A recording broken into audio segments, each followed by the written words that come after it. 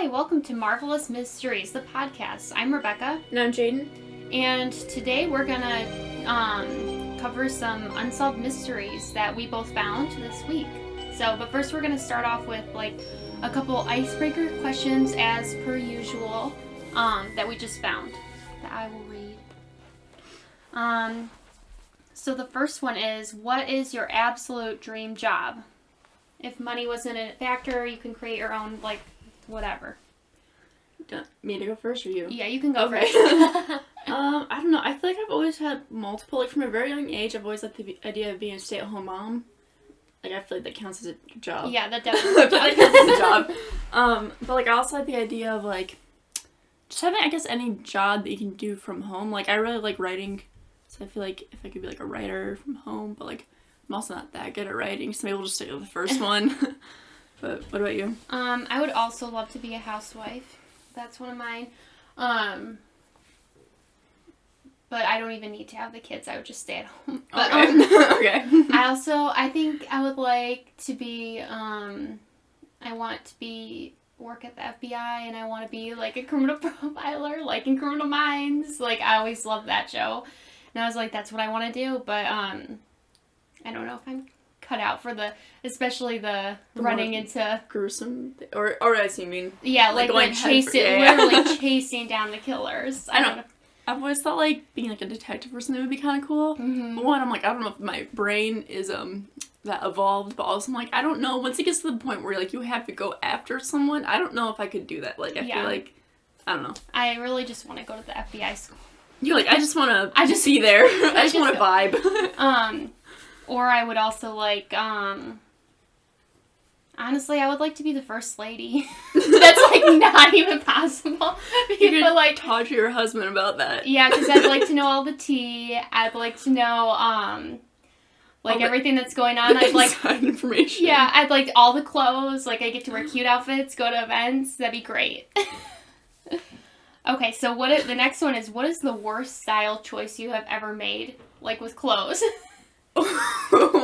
Okay, here's the thing. Well, I feel for most of I would say probably from elementary school to after elementary school, yeah, early elementary school to after middle school, I feel I was very much tomboy. I wear just sweats, sweatshirts, very general things Mm-hmm. that. I would say freshman and sophomore year were really my years of exploring. There was a day, I remember this clearly, because my friend was what the heck are you wearing? Because I was wearing, bootcut jeans, right? Which, okay, not too bad. Mm-hmm. Tennis shoes. And I had, a graphic Harry Potter tee, and then a cardigan. And, that may not sound very bad. It doesn't sound that bad. But, the color choices and everything that went together was just not it. I think the worst fashion choice I ever made was probably, they were in style at the time, but Mm-hmm. I wore, gauchos. Do you know what they are? No. Okay, Maybe I have to saw show them, you. I would, but I don't know. I'm going to show you what they are. You probably had them. I had them in, first grade. I feel there's been a lot worse that I've worn, though. I'm trying to think real hard, but, I was just a kid that was... Oh. Everyone had them. They were really in style, so it was but those are, one of the worst things that I've ever seen. The early 2000s style was so bad, I feel that, or I probably made some some not great fashion choices in my freshman and sophomore year. When I was a sophomore or something, I only wore sports bras. With a dress I wanted to go. No, yeah. It was before I knew what to do. Yeah. I feel once I got hit senior year or after I graduated, then I was okay, yeah. I know what to dress like. My closet is much better now than I would say. Well, the thing is, they were in style too, though. So it's that's it's what? Yeah. Okay. So the next question is, which fictional world or fictional place would you like to visit? Ooh, I don't know. I feel there's... obviously, I want to say Harry Potter world. Yeah, I was gonna say, but I feel that's very, common. Yeah, but I also, there's probably a lot cooler things I'm trying to think of, should I say the world from my own story that the world from your own story? From my own book. I don't know. I feel I've read a number of books, but I feel they've always been in series. It's I don't know, because I also haven't, like, I feel like read that many, like... Yeah, a lot of the books I've read are, like, just realistic fiction, so they're taking place in this world. But I think I would also like, Percy Jackson, I don't know if you yeah, ever read I read that. all those. So, like, that'd be cool. I'd also like to do, like, Atlantis or something like that. Yeah, Would be cool. That would be cool. Atlantis would be sweet. Mm-hmm. I'll say Percy Jackson, maybe not, because there's also, like, gods and things always trying to kill you that maybe I would not want to do. Unless I was a god. Yeah, then that'd be good. That'd be great. So who's your favorite Disney hero or heroine or just character? And would you trade their places with them? If you could. Are we doing, like, solely cartoon ones? Because, I mean, like, Marvel and stuff is part of... Let's do, like, just like, Disney cartoon kind Disney, of. like, stuff I guess technically Marvel is, but, like, the literal Disney stuff. So, like the original kind of. Yeah. So, like, not Star Wars either. Yeah. I think my favorite Disney movie, is Tangled. I like that one too. And I love Flynn Rider was what I was gonna say. Flynn Rider, really? Yeah, I do. I like his character. I like Rapunzel too, and I would trade places with her, I guess, because I mean afterwards. Get yourself a man. Yeah, you already have one. I have one. But I also could be a princess, which would be cool in the end. I don't know. I feel like I'm trying to think of other characters that aren't just Disney princesses, because I was talking this with a coworker of mine the other day, because I don't know, we had really nothing else to do. So I was like, hey, like, were you ever the type of person that was ever, like, while growing up, like, oh, I want to be a Disney princess? And she was like, no. I was like, see, yeah, no, how was I? I was like, I always want to be, like, Indiana Jones or something. I want to be, did you ever watch Kim Possible? Yeah. Oh, wait, I really wanted to be Kim Possible. Like, she had red hair like me, and I was like, that's me. I'm Kim Possible. And she was so cool. Kim Possible. She was awesome. So I would be her, too. I don't know. I'm trying to think. I can only think of, like, guy characters. Well, you could be a guy. I guess so. Like, you could be if you trade places like with them. But they could be your favorite person. And you could say, I wouldn't trade places with them. I'm trying to think of, like, any... I really don't know, I guess. Mary Poppins. Mary Poppins. Oh, wait, what would you say your spirit animal is? That's my question. I feel like I should have an answer ready. Honestly, like, realistically, it's probably, like, a cat, because they're kind of lazy, and they just, like, sleep 18 hours a day, which is, like, realistic. Or probably something like a penguin or something that's, like, really weird and awkward, because, like, I'm just, like, not graceful, because cats are maybe graceful. I'm, like, a really weird cat. It's not graceful, and I'm lazy. I'm trash. Just kidding. Have you ever seen, is it called Open Season? With the bear and the deer? I think so, a very long time ago. Because I think, like, in the second one, I don't know if you ever saw the second one, but there's, like, a cat in there who's, like, really, like, he's just, like, really clumsy and stuff like that. He could be that one. Yeah. It's, like, really nasty. That's what I am. I don't know. I'm trying to think of, like, how do I come up as a person? I would for sure not be a water animal because I hate the water. Well, I don't hate the water, but I can't swim, and there's just unknown things in the ocean. Yeah. I mean, if I was a dolphin, that'd be cool, or shark or something, because then no one would eat you, but I don't know. You could probably be like... actually, I think you're like a deer. Graceful. Yes, because they're like... you like kind of like... Like, you have the long legs and stuff, but they're like graceful and stuff, and like... I'm very clumsy. Have you not seen that? But they're also clumsy. They could be either. So I don't know. That's what I would think of. Something like that, maybe. Okay, I'll just do like a fawn. A fawn. Or like I don't know what else to do. A beautiful one. A beautiful fawn. Okay, so who's your favorite superhero and why? Okay, so I'll go. I guess I wrote these, so I already had a thing in mind. So I don't really like.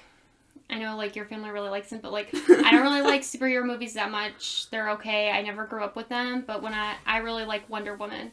So when I saw Wonder Woman, I was like, that's a queen. I love her. I want to be her. Like, yes. So I think that was my favorite. And it's also probably one of my favorite movies. It's not Marvel, but, because I almost said Marvel movies. But she's my favorite. And I just like her. And I want to be Wonder Woman, and she's beautiful. I want to be Wonder Woman. Well, I prefer Marvel, so we're just gonna start off on that foot. No, I don't know. I do like. I do like Scarlet Witch's powers just because, like, I, like, the whole, like, telekinesis thing, like, whenever people are like, oh, if you could have a superpower, what would it be? And like, everybody's always like, flight or, like, super strength. Like, no, freaking telekinesis, because then you can, like, I don't know, I mean, like, if you've ever seen it in movies. Teleport. I don't know, I also, like, I don't know if it really classifies as a superhero, but I've always liked Hawkeye, because I've always really liked archery, so I've always been like, yes. But I guess one of those two characters if I had to choose one. Okay. And the final one is, if you could have any animal as a pet and it wasn't dangerous or illegal, just anything you want, what would you get? I've always wanted a tiger. A tiger? Or like, yeah. I would want to say that, like a tiger or something, but I really want a pet deer. Like, I know I said this, I want Jade to think that. No. I want you. No, I always see them and they're so cute and I'm like, I want a pet deer, and I tell my husband I want a pet deer and he's like, you can't do that. He's like, no. He's like, it's illegal. But I want to pet a deer and I want to pet deer because they're so cute. I've also really liked raccoons. Your sister is always like, you have a problem. She sends me raccoon videos now and then. They're so cute. They have the one where they have like they grab their hands and like, yeah. Maybe a raccoon, because then he could steal things from me.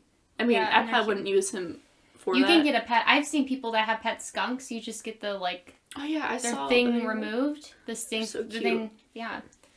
I think it's legal. I don't know where you get them though.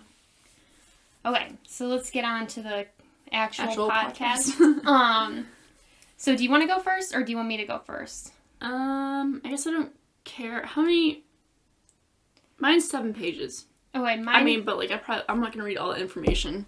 Mine is 8. Mine is very creepy, if that's helpful, and I don't know. I don't know if that helps you. We can do rock, paper, scissors, best 2 out of 3. Whoever wins. Let's just do one. Oh, like whoever wins the first one goes? Okay. Rock, paper, scissors, shoot. Okay. Okay, you go first. I'm going first. Okay. Okay, so this one is called The Case of the Watcher. So, it's about this family. So, it's Derek and Maria Broadus. I think that's how you say it. It's spelled Broaddus. Broadus? That's what I would guess. So, they moved to Westfield, New Jersey, in their home they bought between June and August of 2014. They never lived there. So the couple bought the home for $1 million. I don't even say this. It's like over $1 million. So a little over $1.3 million, and ended up spending about $100,000 on renovations. Because they bought this as like their forever home. Oh, to be rich. Yes, they had a lot of money, but they never lived there because of these letters they got. And so, just to show how bad the letters were, the house just sold like a year ago in July for $959,000. So they lost like over $400,000 on it. Okay, so when they first moved in, they received this letter. Dearest new neighbor at 657 Boulevard, allow me to welcome you to the neighborhood. 657 Boulevard has been the subject of my family for decades and now, as it approaches its 110th birthday, I have been put in charge of watching and waiting for its second coming. My grandfather watched the house in the 1920s, and my father watched it in the 1960s. It is now my time. Do you know the history of the house? Do you know what lies within the walls of 567 Boulevard? Why are you here? I will find out. So they received this letter, spent the week on high alert. Derek, he canceled this work trip. Whenever Maria took their kids to the new house, basically, she would watch them, but she'd like yell their name every time they would get too far from her sight. And it's a little out of order now. But the letter said like, it'll be nice to have like new young blood in the neighborhood because they had kids. And like apparently a neighbor said it'll be nice to have some young blood in the neighborhood, and they were like, what? But so 2 weeks after, they got another letter. It says, welcome again to your new home at 557 Boulevard. The workers have been busy, and I have been watching you and unload carfuls of your personal belongings. The dumpster is a nice touch. Have they found what's in the walls yet? I'm sure they will. So the letter, like, addressed Derek and Maria directly, but it misspelled their last names. And he identified the 3 kids' names in their both birth order and in the nicknames that the kids have been yelling. And so this is where he said, I'm pleased to know your names and the name of the young blood that you have brought to me. You certainly say their names often. Okay, and then here, these are really long letters. I pasted all of them because they're creepy. But, okay, so he's like, 657 Boulevard is anxious for you to move in. It has been years and years since the young blood ruled the hallways of the houses. Have you found... It's so creepy. Have you found all of the secrets it holds yet? Will the young blood play in the basement? Or are they too afraid to go down there alone?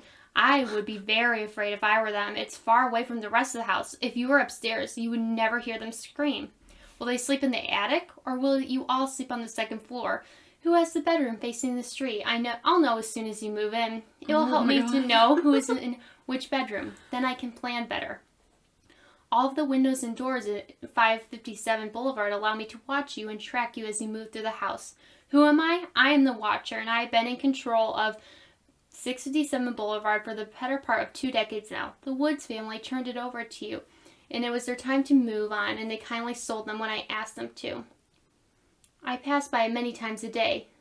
657 Boulevard is my job, my obsession, and now you too, and he spelled their name wrong, Bradus, that's how he spelled that family.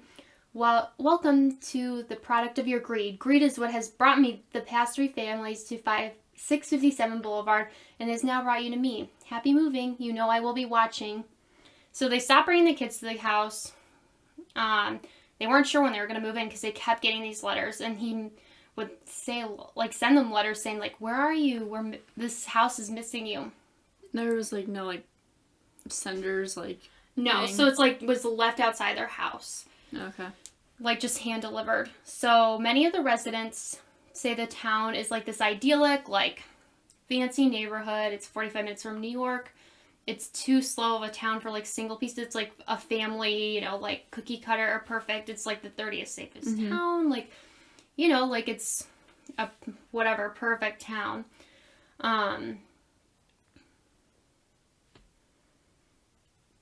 So the house, but it's a very competitive market. Like,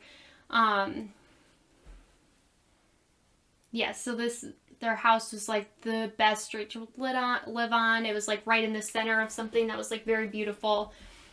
That's why they spent almost $1.4 million on it. So Derek talked to his neighbor, John Schmidt, who lived 2 doors down. He told him about the Langfords, who lived between them. Peggy Langford was in her 90s, and several of her adult children, all in their 60s, lived with her. The family was a bit odd, but harmless. That's what Schmidt said. He thought they were kind of like, the youngest one, Michael, was kind of like a Boo Radley character. So Derek thought these people must be doing it. The family had lived in the house since the 60s, which is what the letter had said. The father of the family had died 12 years earlier. And they told the detective that was, like, investigating these letters about the family, but he said he already questioned them. He brought Michael in for the police headquarters for an interview, but he denied knowing anything. And there's, like, no hard evidence, so there's nothing they could do. So Derek, he became super obsessed with watching the house. He set up all these webcams. He spent nights sitting in his house, crouched in the dark, waiting to see if anyone was going to come up at the house or look for people. He, like, set up shop in the house with, like, all these documents, like, new friends. Like, he became literally obsessed with it. It sounds like he had a map of all the neighbors and the different ranges of, like, of earshots, like, how they would... like what distance you would have to be able to hear his wife yelling. There were only a few houses that fit the criteria. And so Derek also turned to several experts. He hired a private investigator who staked out the neighborhood, ran background checks on the Langfords, didn't find anything. He reached out to a former FBI agent who served as inspiration for Clarence Starling, apparently, in Silence of the Lambs. They knew each other somehow. And then he hired Robert Leanhan, who was a former FBI agent, to conduct an assessment. The FBI agent's assessment was that it was someone older just because of the way the envelope was addressed. It had like some old-fashioned ticks and stuff. The letters had a certain literary panache, I think the word is, which suggested a big reader. Mm-hmm. And there's lack of profanity, and there wasn't much profanity, even though there was so much anger in the letter. Because he was also like super mad about the renovations they were doing. He thought the Watcher or whatever was destroying the house. So they thought that meant a less macho person.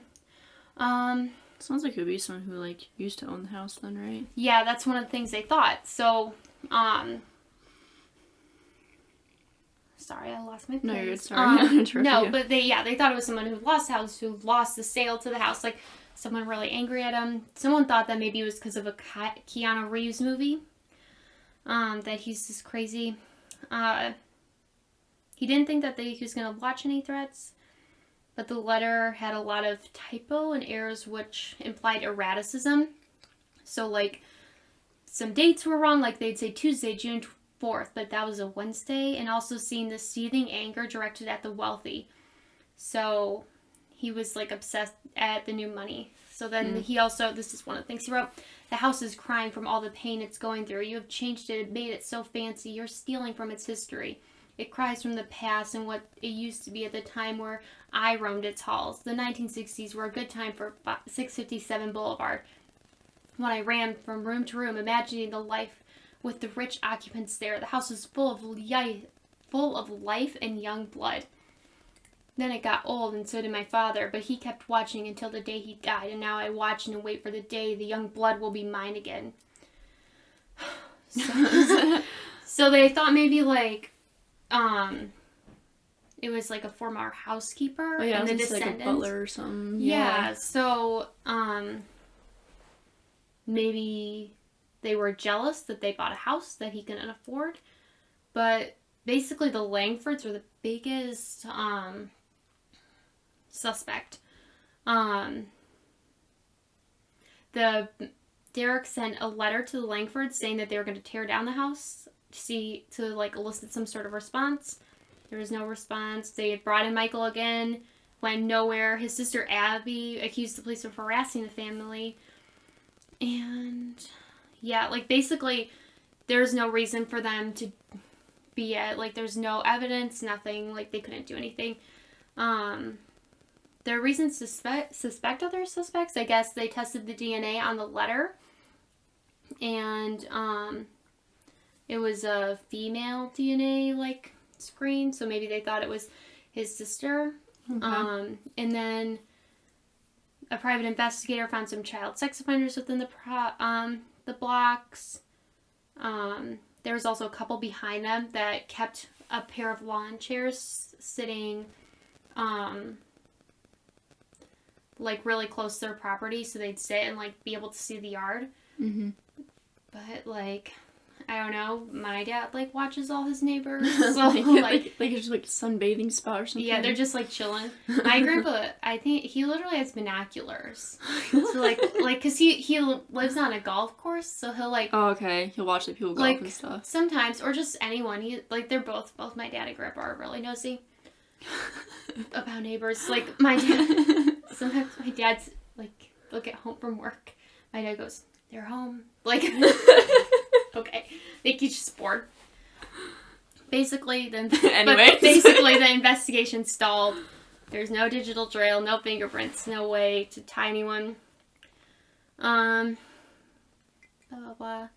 They decided, they looked into it was time for them to move in eventually. They had a new alarm system, they had all this stuff. They were super anxious about moving in. They were I'm scared to have my kids there, to have my kids have friends over. Well, we get a new letter every week, blah, blah, blah. I guess Derek priced out trained German shepherds on a website for military veterans, but they didn't want to feel so like trapped in their house, and they thought they were putting their kids in harm's way. So, and they kept getting these letters. So it says, 657 Boulevard is turning on me. It's coming after me. I don't understand why. What spell did you cast on it? It used to be my friend, and now it is my enemy. I'm in charge of 657 Boulevard, and it is not in charge of me. I will fend off its bad habits and wait for it to become good again. It will not punish me. I will rise again. I will be patient and wait for this to pass and for you to bring the young blood back to me. 657 needs young blood. It needs you. Come back. Let the young blood play again like I once did. Let the young blood sleep in 657 Boulevard. Stop changing it and let it alone. So they decided to sell their house. As you probably would. Because of all that. But basically they couldn't sell it. Word got around that of all the letters, so no one would buy it. Like, there were several people that loved the house, but there were too many rumors. They had to put a disclosure in their realtor mentioning the letters and interesting, like, and then if someone like made an offer, actually, then they would give them the letters. And so like people would bid on the house, but then they get the letters and then they'd be like, never mind. Oh, like the person would send those people letters? Or like the family would show them. Oh, the letters that they got. Yeah, okay, so okay. like, so they knew what could happen. Right. Which is fair. Like, that's nice of them too. Yeah. I don't know if that's, like, if they actually legally had to do that, but I'm guessing they must have, otherwise. Probably. Yeah. But they filed a legal complaint against the previous owners eventually, because saying they should have disclosed the letter. But basically, the other family said they didn't really get any, and like, they felt really safe in the neighborhood. They never felt watched. They left their doors unlocked, whatever. So, kept looking into Michael. Michael was diagnosed with schizophrenia as a young man. He sometimes spooked newcomers to the neighborhood when he did strange things like walk into their backyard or peek into the windows of their homes while they were being renovated. But people who knew him, like, said it was like he's just on, but he's kind and has the best intention. He goes out and, one guy said, he goes out and gets the newspapers for me every single morning, and people didn't think he was capable of writing those letters. He was just kind of odd and strange, but I don't know. I think he looked into the rooms of renovated houses, which isn't that weird, I guess. But I already said that. And then eventually, so I told you that they found the woman's DNA. The detective working on the case said that the DNA didn't match her, and the detective told them eventually that they had ruled out the Langfords as suspects, but they didn't tell them how or why. So they're just like, they're not suspects anymore. So, strange. I don't know. Sorry, this is out all over the place. So you're good. So they, again, opened their personal investigation. I would have just, like, moved to a different state. Yeah, I know. They like, compared the... Well, but it would have been such a financial hit for them. Yeah. Like, they couldn't sell the house, so they were, like, paying for that one and paying for, like, the rent wherever they were living. And a payment on $1 million house is quite a bit, I'm guessing. So, like, they compared the, like, handwriting to people's Christmas cards they got. Like, they were, like, obsessed with their neighbors, as I guess you would be, you know, like... You'd be skeptical of everyone, probably. Yeah, so they hired Robert Leonard, who is a renowned forensic linguist. But when he read it, he didn't find any overlap when he looked at, like, forums. Although he did think the author might watch Game of Thrones, because Jon Snow is one of the watchers on the wall. I don't know why he thought that. He's like, by the way, Game of Thrones, yeah. have you seen it? Yeah, like there's nothing. I just spilled my coffee a tiny bit. It's okay. Are you sure? It's an old carpet. I mean, there's tissues right there if you want to try, but it's okay. Okay.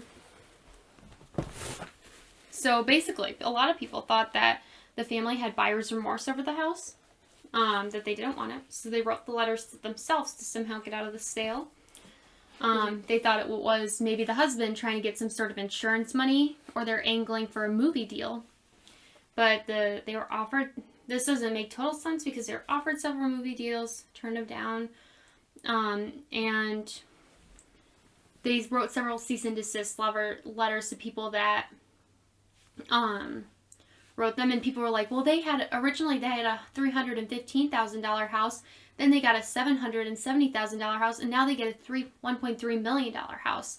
People were like, they just regret it, and then the guy was like, this is America, like, I just make more money now. So it's kind of like, it doesn't make, like, much logical sense. None of the theories did, though.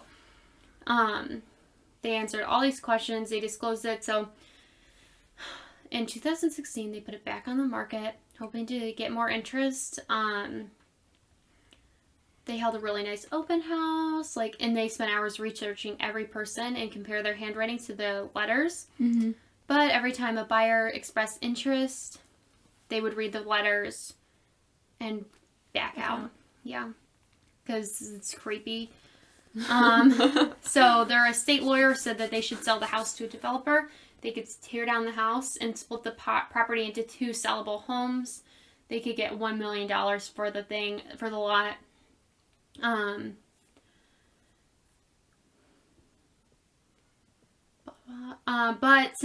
But the public had to do a public forum on it, basically.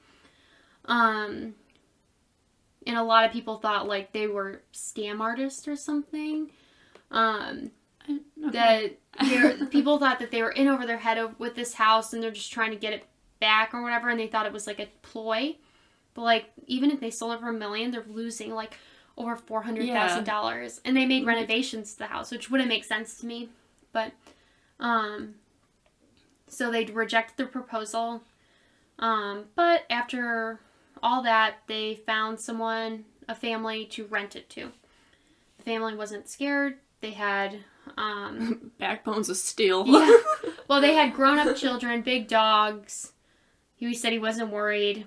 But he had a reason to back out of the lease if there was another letter if he wanted. Mm-hmm. But when Derek went back, because he was what's the word? Landlord to trim some trees. Called. They got a new letter that said, that was addressed to them, saying, violent winds and bitter cold to the vile and spiteful Derek and his wench of a wife Maria. So this is what it says. You wonder who the watcher is? Turn around, idiots. Maybe you even spoke to me once of the so-called neighbors who had no idea who the watcher could be. Or maybe you do know and you're too scared to tell anyone. Good move. And so these letters were a lot more angry. It seemed the writer had been following the story. They'd seen the media coverage. As they said, I walked by the news trucks when they took over my neighborhood and mocked me. He found out about Derek's investigations, apparently. I watched you as you watched from the dark house in an attempt to find me. Telescopes and binoculars are wonderful inventions. And their attempt to tear down the house. 657 Boulevard survived your attempted assault and stood strong with its army of supporters, barricades of gates. My soldiers of the boulevard followed my orders to a T. They carried out their mission and saved the soul of 657 Boulevard with my orders. All hail the Watcher. Are they talking about the other neighbors and things? Yeah. It wasn't sorry, really quick. I'll say, I don't know, I think it was based off of an actual movie or something like that, but there was a Psych episode, if you've ever seen it, where Lassie, if anybody's seen Psych, there's an episode where Lassie he gets an apartment in this building, once he moves in, all these weird, creepy things keep happening, and he finds out it's, I think it's mainly one neighbor, and, everybody else is just kind of weird in general. Yeah. But, trying to, spook him out of it. I'm is that what's happening? Because I also remember, this thing when I did forensics, I did a forensics class in high school where it was, we had to compare handwritings, and it was, the original handwriting compared to, someone else who forged that person's handwriting, and, they're kind of hard to tell, at some points, you know? Yeah. Is it a collective group of neighbors? Is this a weird cult? Is it a collective? They just don't like them. I don't know. I know the suburbs can be crazy sometimes. So he was really mad, and then he said, maybe a car accident, maybe a fire, maybe something as simple as your mild illness that never seems to go away but makes you feel sick day after day after day after day. Maybe a mysterious death of a pet, loved ones that suddenly died. Planes and cars and bicycles crash, bones break. So he'd been obsessed with it. Basically, the family, and it sold in 2019 for they lost $500,000 on it, especially if you include the renovations they did. It's definitely that much. And they said, the guy Derek said it had never left them. They don't know anything about who could have done it. And this is the last letter. It says, "You are despised by this house, and the watcher won." So they never received anything, but when I looked into it, I didn't see any new letters or anything from the new people, so I don't know. A lot of people, I saw I looked at a Reddit forum. Mm-hmm. A lot of people think it was Derek. They think there's something off about him. A lot of people think it's just someone that was mentally ill that just was writing them letters, which is kind of what it sounds like, but they just don't know who did it, and it's really creepy, and yeah. I was say if it was someone who had because I've seen things where it's people who might have mental illnesses, they'll act out things from actual books or movies, they'll think they're a character, Yeah. So I guess maybe it's something like that, or I don't know. Or he did feel he had a claim to the house, but for some reason, and yeah, like you said, it could have been a descendant out of either the actual family or of someone who worked in the household. Yeah, or someone who just was mad about it, because it's it was a beautiful house. I looked at pictures of it on Zillow, and it's nice and all, but it's creepy. Yeah. Oh, well, let's hear yours. I was gonna say, there's also a trash can behind you if you wanna, just so you don't have to hold into your nasty rag. Okay, so mine happens more of in the mid 1800s. I went old school because I was I'm not about to have someone come after me if they hear this. But anyways, so this is about Lizzie Borden, which I don't know if you heard this story before, but I guess it's the story of the axe-wielding spinster is the, not title she was given, but I think for it. Interesting. So first of all, I guess there was not a poem, what, a limerick almost? Not a limerick. A rhyme. There it is. There was a rhyme made, I guess, about her that people just kind of made up over the years, which I'm going to read it, but for some reason I feel I've heard it before, but I don't know where or when, or if it just sounds similar to something else I've heard. Oh, you know what? I feel I vaguely remember reading this book in elementary school, 3rd grade, that my teacher had, which had spooky poems and things in it. I wonder if it was in there. Anyways, so it goes, Lizzie Borden took an axe and gave her mother 40 whacks. When she saw what she had done, she gave her father 41. That does sound really familiar Doesn't to it? me. I don't Yeah, it seems like something you just read somewhere. You're oh, or someone said to you at the playground or something. Oh my god. I don't know, it's the Ring Around a Rosie, but that's dark too. I guess it's just okay. So, Lizzie Borden was born in 1860, and she was the youngest child of Andrew and Sarah Borden. Lizzie's mother passed away when the girl was just 2 years old, and she spent most of her life with her stepmom Abby. So the dad remarried after that. So she was 32, I think, when about all this kind of happened or took place, I'm guessing. But she was a very prominent figure in her hometown. She was very involved with church and Christian Temperance Union is one of the thing, and a lot of mainly church things, I think, but she was also campaigning against alcohol and all that stuff. She was very, very involved, very in good things, I guess, which would be, what would be considered good things back in the day. Right. And so, she has a sister named, what was her name? Was it Emma? I don't see it here. I think it might be later. Anyway, so neither of the sisters were married, so Lizzie and Emma never married, and as a result, they both lived in the home with their 7-year-old father, Andrew. And their father was very rich. He was one of the wealthiest men in Fall River, which I guess is where they lived, but he's also he's a notorious penny pincher, which that means they're very stingy, right? Yeah, I think so. Okay, yeah. Making sure. And then as for his second wife, Abby, sources claim she didn't really get along with her stepdaughters. Okay. When does this take place? What year? I think it's I don't know. It's like 1800s, though, right? Yeah, it's late 1800s. I think like Okay. probably around 1890 something, because she's 32 and she was born in 1860. And where does this take place? Fall River. But I don't know what state it's in. Okay, that's in the United States, though. Yeah. Okay, yeah, that's what I meant. I just meant country, sorry. Oh, okay, no, you're good.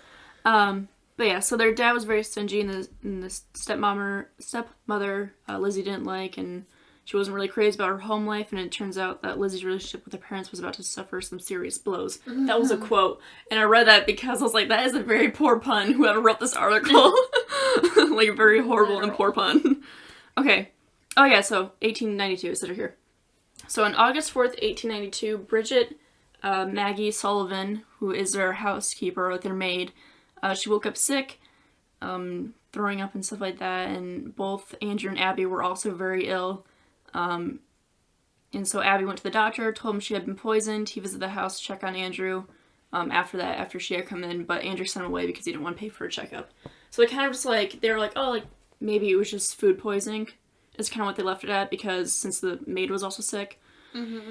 And so after, like, the maid, like, threw out the food that she thought would have been part of, like, food poisoning and stuff like that, she was ordered to wash all the windows outside, which left Lizzie and her stepmother in the house alone. And the dad was out running errands, and Emma was with friends in town. And their uncle was visiting other relatives. I guess he was a house guest at the time.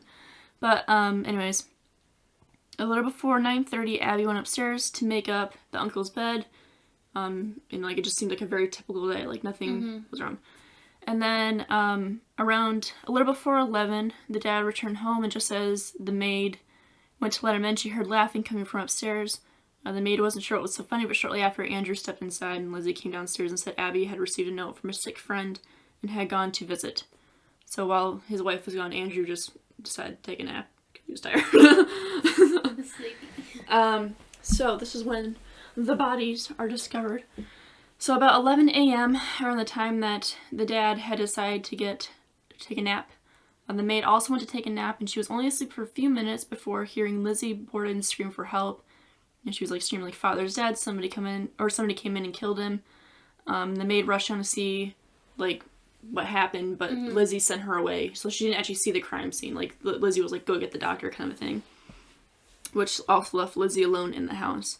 So as for Andrew, it was determined he had been struck 11 times by an axe or a hatchet, and whoever did the deed had chopped his face to pieces, which creates a very violent picture in my head. And like, I was reading this because like, I'm someone who doesn't usually read or like watch violent things because it's just not my taste. I was reading this and I was like, ooh. I was like, that sounds ugh.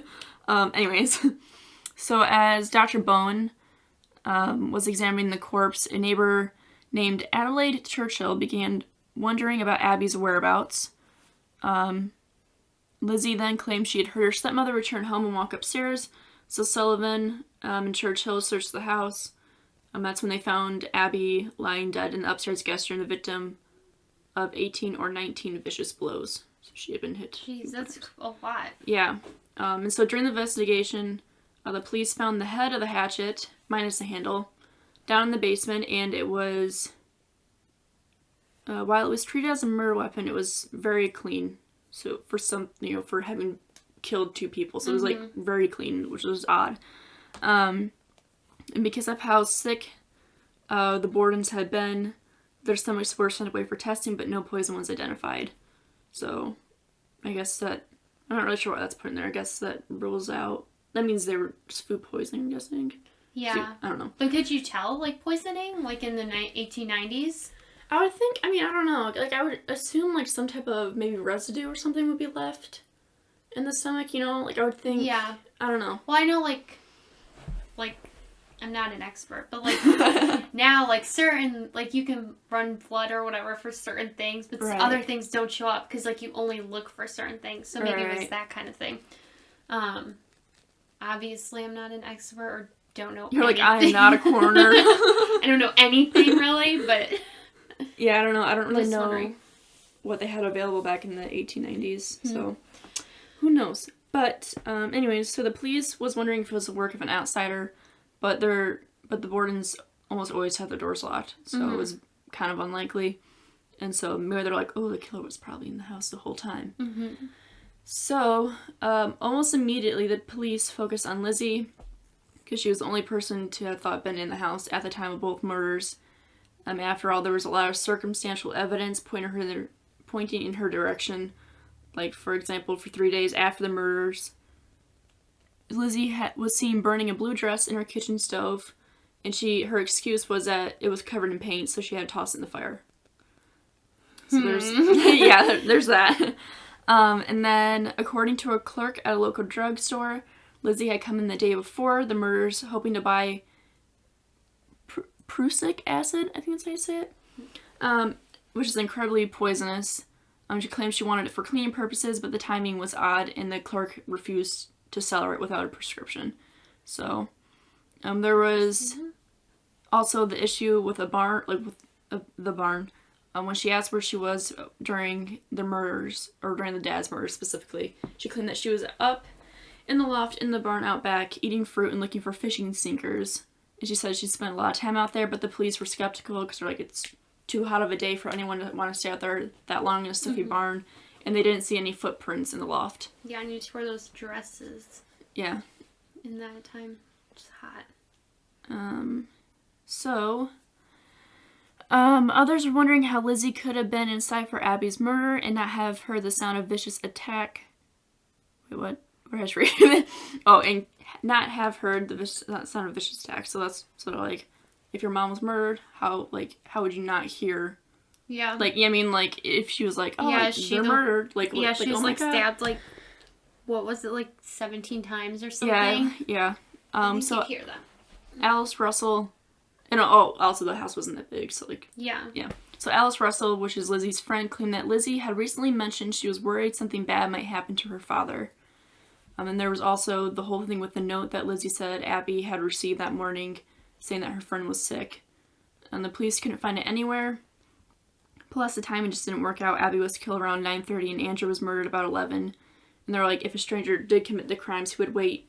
Like, he waited 90 minutes in between.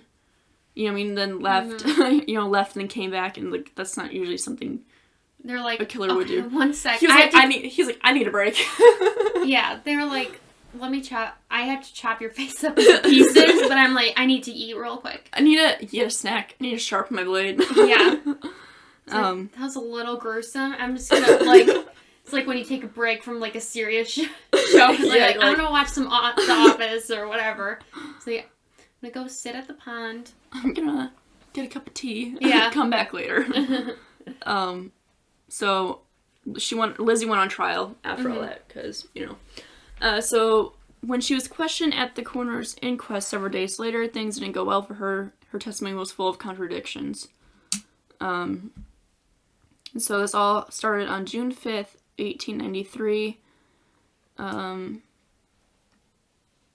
Sorry, I'm trying to figure out where I am. Okay. So the prosecution dramatically revealed Andrew and Abby's skulls, prompting Lizzie to faint in the courtroom. And then things only got worse for the state when the judges ruled Lizzie's inquest testimony was inadmissible, partly because she hadn't had a lawyer at the time, and partly because she'd been questioned why under the influence of a doctor prescribed morphine. And so the judges also threw out testimony about the prussic acid. So, as for the defense team, they did a great job of getting the state's witness to contradict themselves, as well as discrediting several of the prosecution's biggest arguments. So, for example, the state claimed the reason no one ever found the handle of the murder weapon was that Lizzie had burned the shaft because it was covered in blood, but that was impossible to prove. So they could be sure that she actually was the one with the axe in that case. They also pointed out how clean the hatchet head was and how unrealistic it would be for Lizzie to wash the murder weapon and hide her bloody clothes in the few minutes between killing Andrew Borden and calling for Bridget Sullivan. So, there was, I didn't mark this down, but I guess I can read it. The state argued that maybe she committed their crimes in the nude. But, imagine. But the defense were like, no, because she was also a respectable lady, and she did commit it, she certainly didn't do it naked. Like, that's like, she's like, it's too hot. So they're like, yeah, I committed these, but I didn't do it naked. They're like, that's the most offensive to me. Accuse me of a crime, but nude. Anyways, and the lawyer, her lawyers did find witnesses who had seen a suspicious character in the vicinity of the Borden house. And then there's also the handyman who had been working in the loft shortly before the crimes, calling the police's footprint evidence into question, because they said they didn't find any footprints, right? Mm-hmm. And so, Lizzie's lawyers they basically washed everything out that they had gathered, that the state attorneys had gathered. Anyways, and so I think... Oh, there's just the one theory. I thought there was multiple. So there's the money theory is what it's called. So there's saying that what could have motivated Lizzie to turn against her parents was the fact that her father was very wealthy and stuff like that. So Andrew Borden was one of the wealthiest men, like I said, with an estate worth about $7 million by today's standards, but he was insanely stingy. Mm-hmm. And things got worse when Andrew gave a house to Abby's sister in 1887. Evidently, Emma and Lizzie thought that their father preferred his in-laws over his own flesh and blood. And so they're still saying that, like, maybe Lizzie was guilty still to this theory, that the money and hatred of her stepmom led to some serious bloodlust, because I think... Yeah, just because they never... Oh, yeah, sorry. For money and because they didn't like their stepmoms. They're like, maybe she just outed her, got rid of her. So the verdict, Lizzie Borden's trial lasted 2 weeks, and by the end of it, it was looking like she might walk away clean, and the defense had successfully stopped key prosecution witnesses from testifying, and they made her look like a virtuous woman and capable of doing such a thing. So the jury... So when the jury returned after 90 minutes, they pronounced Lizzie Borden not guilty. Not guilty? Yeah. Okay. And that's kind of it, sir. I'm trying to figure out where I am. So no problem. That's kind of where they left it, because I think it was one of those things... I mean, there is a quote right here from media where it says, like, it will be with a certain relief to every right-minded man or woman who has followed the case of the New York Times that the jury at New Bedford... has not only acquitted Miss Lizzie Borden of atrocious crime with which she was charged, but has done so with promptness that was very significant. Which, and that wasn't really that important, but like, anyways. Yeah.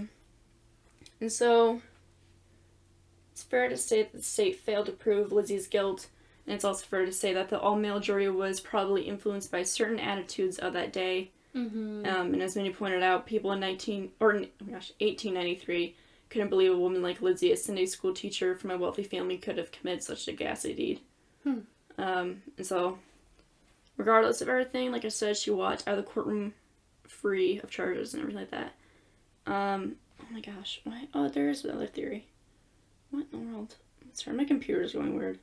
No problem. So, her life after the trial is just kind of like a little bit of a summary of kind of what happened afterwards. So she actually ended up putting her father's money to good use, it says, and she bought a house in an upper-class neighborhood. She shared the house with her sister Emma for a while, but they soon had a falling out when Lizzie became obsessed with the theater, and particularly... I can't say that word particularly. Particularly. Yeah. She became obsessed with an actress by the name of Nance O'Neill, and there was, like, suspected that maybe she and him had some sort of relationship. But either way, Emma was, like, she moved out because her sister was getting a little weird after that, like, just spending money and whatnot. And after that, they never really... You have some murdery vibes. Yeah, you got some vibes I just don't get. But yeah, so Emma moved out after her sister kind of just started throwing parties and everything like that, and they never patched things up. So in addition to buying a new house, Lizzie changed her name to Lizbeth. Not Elizabeth, Lizbeth. Lizbeth. Which I, It's like one of those names that people are inventing now. Yeah. She visited big cities like Boston and New York, but no matter where she went, everybody kind of knew of her reputation, or old reputation of, like, you know, that she could have been a murderer. Mm-hmm.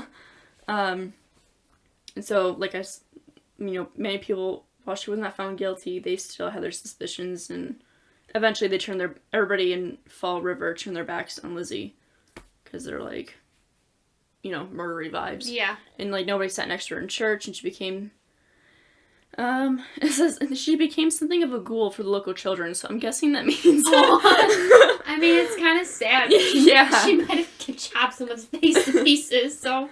They said they would hurl rocks and eggs at her house.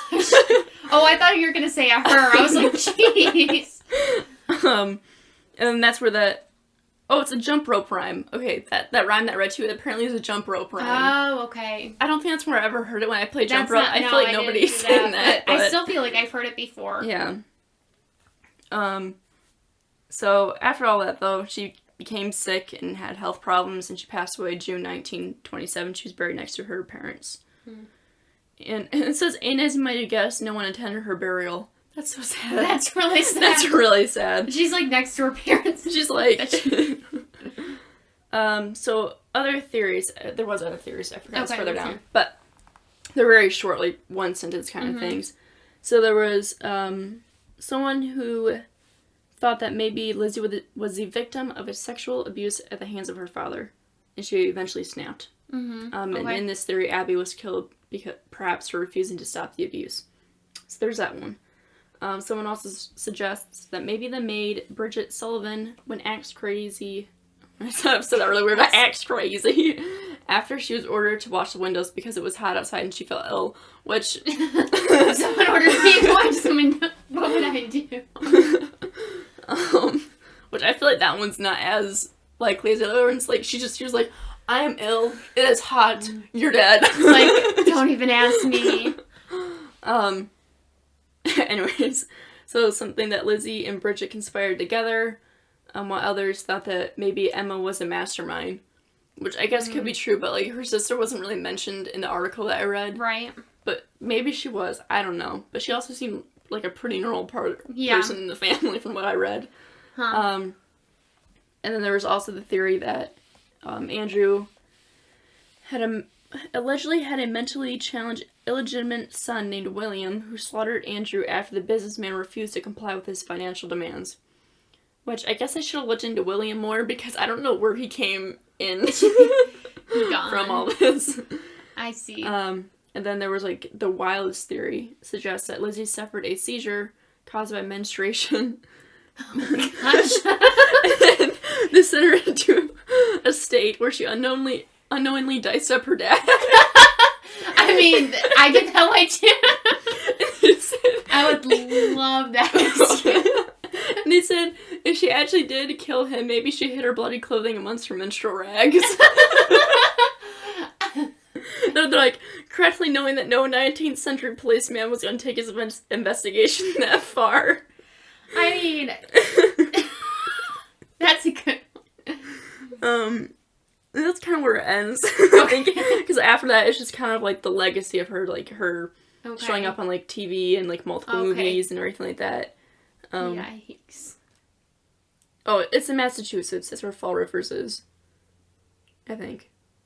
I believe so. But yeah, so... Interesting. Oh, there were slides containing samples from Abby Borden's stomach. I did not find those pictures, nor will I care to. Let me look into the contents of her stomach. I like that last theory. They're like, maybe. Yeah, it's like, maybe this happened. Like, maybe she just really was not having the time in her time of the month. Yeah, and just like... snapped. But yeah, so that was that one. It was interesting to read. Yeah, I feel like I feel like I kind of did a scattered job of explaining it. I have a problem when it comes to, like, reading notes for some reason, or just reading out loud in general. But, and like I said, I don't normally read. Like, I was trying to figure out if I should do one, like, this gruesome, or find another one to do, but then I was like, well, this is actually kind of interesting, because it was also, like, the longest one I found. But anyways, yeah. Interesting. I like it. Yeah. I mean, I can't even, like, take off a day of work for my period, so we'll see if I might kill someone. You're like, watch out. I'm like, this is I have to stay home today.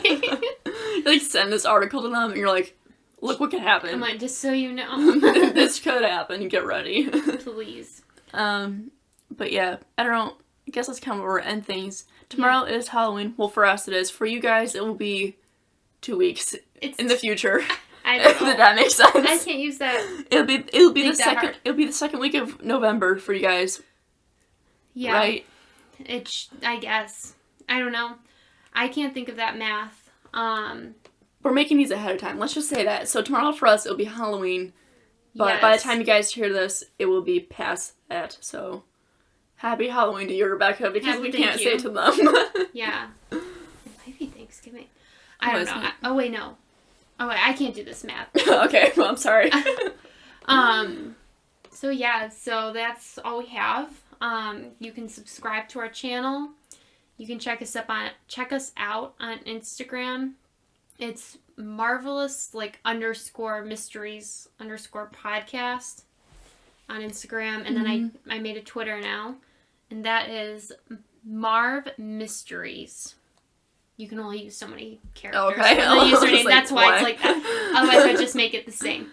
But you can follow us on Twitter, Instagram. You can subscribe to our channel, and yeah, we'll post. We'll try to find like pictures and things to post to go along with. So you can check out key images. Yeah, like the Unsolved Mysteries and Conspiracy Theories that we're doing as of now. So look out for those. Yeah. I feel like this podcast went a little better. Our first one. We're sorry. We're so sorry. We had complications with it. We were supposed to be filming it. We gave up the camera cut out on us after 3 minutes. I think we were going to explain this in the last podcast, maybe. So we just decided to do audio, which I find much more enjoyable. Yeah. So these are better. So thank you for listening. Thank you so much. We'll be posting weekly. So we'll see you guys next week. Yeah. Bye.